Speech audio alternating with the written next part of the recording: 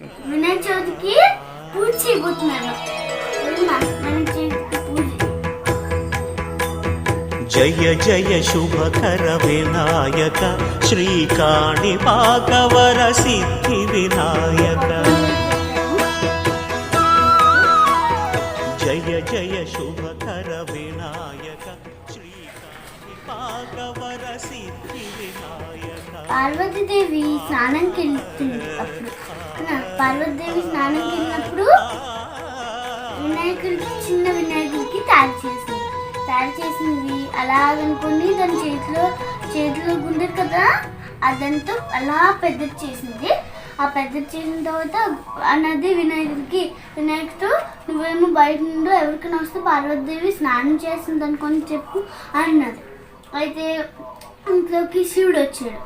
శివుడు వస్తే ఏదైనా తెలుసా? శివుడు అన్నాడు, ఏ పక్కకు లేగు అన్నాడు. అది నేనెందుకు లేగాలి అన్నాడు గణపతి.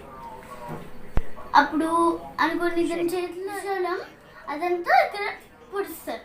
అయితే చచ్చిపోయారు. అప్పుడు అందులోకి పార్వతీదేవి స్నానం చేసుకొని వచ్చింది. అయితే వస్తే శివుడికి చెప్పింది, శివుడు ఇది మన కొడుకు అనుకుని అన్నాడు. అయితే శివుడు చాలా బాధపడ్డాడు. బ్రహ్మ వచ్చి ఏం చేసేది, మీరు నా దగ్గర ఒక ఐడియా ఉన్నది అనుకుని అన్నాడు. అయితే ఐడియా ఉంటే మిగతా సైనికులు ఉంటారు కదా ఋషులు, ఆ ఋషులు ఏమో ఏనుగు రాణి దగ్గరికి ఎక్కడికైనా వెళ్ళమన్నారు. అయితే ఒక ఏనుగు అలా పడుకుంది. అయితే దాన్ని అలా కట్ తీస్తారు. అయితే పెడితే ఏనుగు తల పెద్ద కదండి, అందుకే ఆ బ్రహ్మ వచ్చి ఆ చేతిలో శక్తితో అలా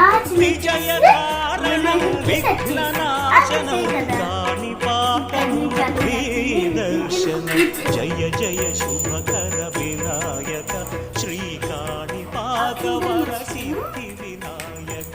జయ జయ శుభకర వినాయక. గణపతి బప్పకి జై. గణపతి బప్పకి జై. గణపతి బప్పకి జై. జై. దేవుడికి చాలా ఇష్టం.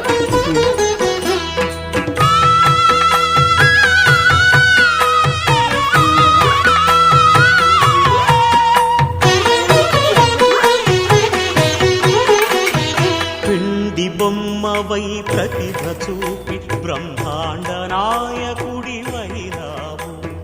మాతా పితలకు ప్రదక్షిణముతో గణపతి బప్పకి జై. గణపతి బప్పకి జై. గణపతి బప్పకి జై. ఉండల స్వామికి, ఉండల స్వామికి, గణేష్ మహారాజ్ కి, గణేష్ మహారాజ్ కి.